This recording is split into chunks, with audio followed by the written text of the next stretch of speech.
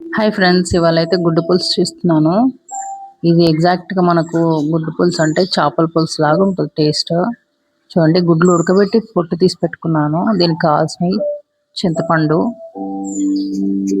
దొడ్డుప్పు, రాళ్ళు ఉప్పు అంటారు, జీలకర్ర, ఆవాలు, పసుపు, కారం, కరివేపాకు నా చెట్టుకు తెంపింది,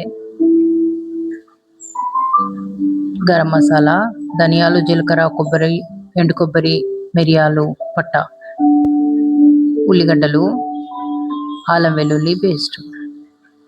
ఇవి మాత్రం మనకు కావాలి. ఇప్పుడు మసాలాను రెడీ చేసుకుంటాను. చూడండి, నేను మసాలా వేయించి దంచుకుంటున్నాను రోట్లో. చిన్న రోలు బాగుందని తీసుకున్నాను నేను మీషోలో. చాలా బాగుంది, దీనిలో బాగా అవుతుంది కూడా, అందుకే దీనిలో దంచుతున్నాను. మిక్సీలో అయితే ఆ టేస్ట్ రాదు కదా, అందుకని చేపల పులుసు లాగా రావాలంటే కొంచెం టేస్ట్ అయితే ఉండాలి కదా కంపల్సరీ, అందుకని. సో మసాలా అయితే పక్కన పెట్టి నేను పొయ్యి ఆన్ చేసుకున్నాను. కడాయి పెట్టి నూనె వేసేసుకుంటున్నా.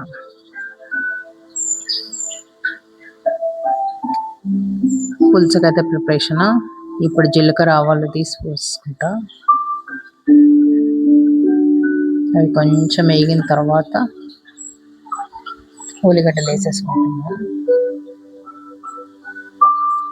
ఆల్రెడీ చిన్న కట్ చేసి పెట్టుకున్నాను నేను ఉల్లిగడ్డలు. పులుసుకి మనకు చిన్నగా కావాలి, చేపల పులుసు అయితే కనపడదో అట్లా ఉండాలి అనమాట. అంతే చిన్నగా కట్ చేసి పెట్టుకున్నాను కూడా నేను.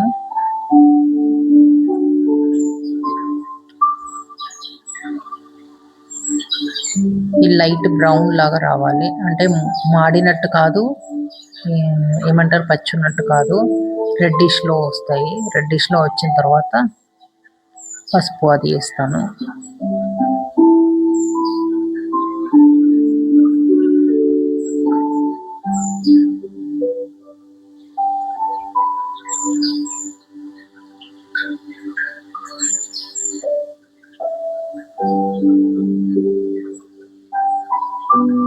చూడండి, ఎప్పుడైతే రెడ్డిష్ వచ్చింది కదా, ఇంక కొంచెం కాగానే పసుపు,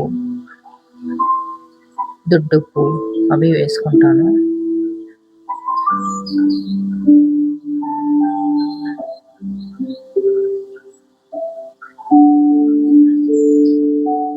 ఈ కలర్ వస్తే మనకి మొత్తం మగ్గినట్టు. ఎలాంటి పులుసు అయినా కానీ ఈ కలర్ రావాలి.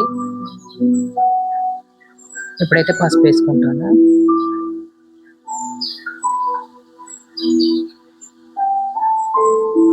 కొంచెం కలిపి కొంచెం ఆగి నేను ఉప్పు వేసుకుంటాను. ఆగండి.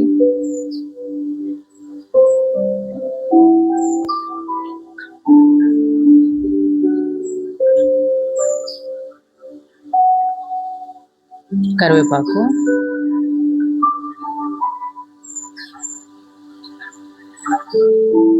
నేను చిన్న చిన్న ఐటమ్స్ అన్నట్టు ఇంట్లో నేను మొక్కలు పెట్టుకున్నాను అనమాట. నాకు మొక్కలు అంటే ఇష్టం కదా, సో అందుకే చిన్న చిన్న మొక్కలు పెట్టుకున్నాను. నాకు కావాల్సినంత వరకు కరివేపాకు వస్తుందండి.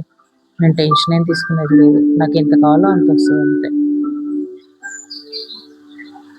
సడన్గా లేదు అని బయట వెళ్ళకుండా దొడ్డుప్పు వేసేసుకున్నాను. ఇప్పుడు కారం వేసుకుంటాను. స్పూన్ పైన కొంచెం వేసేసుకున్నాను నేను, ఎందుకంటే ఈ కారము ఇంట్లో పట్టించింది మా అమ్మ. కారం ఎక్కువ ఉంటుంది కదా, ఇంట్లో పట్టించిన కారం, బయట కారం కాదు కదా ఇది. ఎక్కువ శాతం నేను ఇంట్లోనే వాడుకుంటానండి, బయట అయితే వాడను నేను, లేని పక్షాన వాడడం తప్ప. ఇప్పుడు గుడ్లు వేసేసుకుంటున్నా. అంటే ఆ ఆయిల్ కొంచెం ఫ్లేవర్ పట్టాలి కదా గుడ్లకి, అందుకని గుడ్లు ఇప్పుడు ఈ ఉల్లిగడ్డలు అవి వేగిన తర్వాత కారం వేసిన తర్వాత ఎందుకు వేసుకున్నా అంటే కారం, ఉప్పు అదంతా పట్టాలి.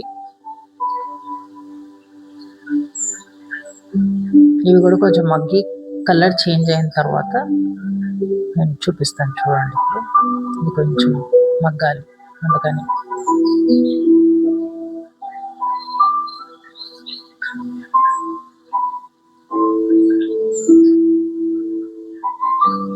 ఉల్లిగడ్డలు అంతా దగ్గరకు అయిపోయినాయి చూసారా, ఆ కలర్ అవుతేనే ఇంత దగ్గరకు వస్తుంది. అది మళ్ళీ మనకు గ్రేవీ లాగా వస్తుంది అన్నమాట. మొత్తం దగ్గరకు అయిపోయింది చూడండి ఉల్లిగడ్డలు.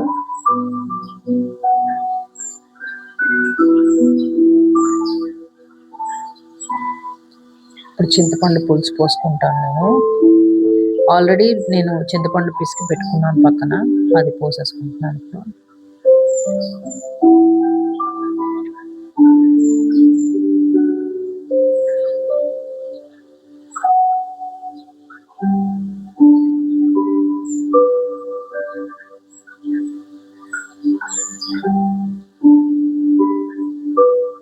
ఇప్పుడు పోసేస్తాను.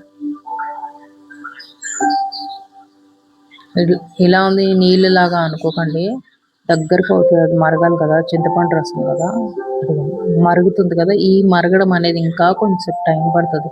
దీనికి ఆల్మోస్ట్ ఒక 10 నిమిషాల దాకా దగ్గర అవ్వడానికి టైం పడుతుంది అనమాట. అందుకని నాకు ఇంట్లో చింతపండు అయిపోయిందండి. ఎందుకంటే అమ్మ తెచ్చిన చింతపండు అయిపోయింది నాకు. బయటిది కొనుక్కొచ్చాను, తెల్ల చింతపండు లాగా ఉంది. కొంచెం పులుపు కూడా తక్కువ ఉంది, అందుకే కొంచెం ఎక్కువ వేసాను నేను. మనకు కావాల్సినంత. దీనిలో కొంచెం పులుపు ఎక్కువ ఉంటేనే బాగుంటుంది.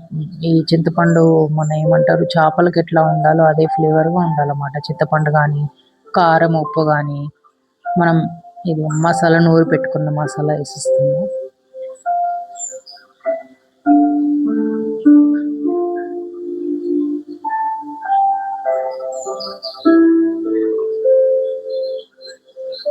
ఇంత దగ్గరికి ఏం చూసారా, ఇంకా కొంచెం దగ్గరకు అవుతుంది, ఇంకా చిక్కబడుతుంది. చిక్కగా కనబడుతుందా మీకు దగ్గరికి? ఇంతకుముందు వాటర్ లాగా ఉందన్నట్టుగా అనిపించింది కదా, ఇప్పుడు ఇంత దగ్గరికి అయిపోయింది.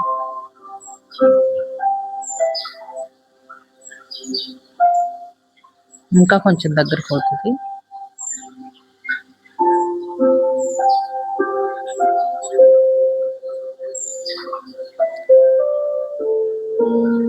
చూసారు, ఇంకా దగ్గరికి అయింది. ఇంకా థిక్ గ్రేవీ కనబడుతుంది చూడండి. ఇప్పుడు ఇంకొక 2 మినిట్స్ 3 మినిట్స్ నుంచి దగ్గరికి అవుతుంది. ఇంకా దగ్గరికి అయిన తర్వాతే తీసేస్తాను.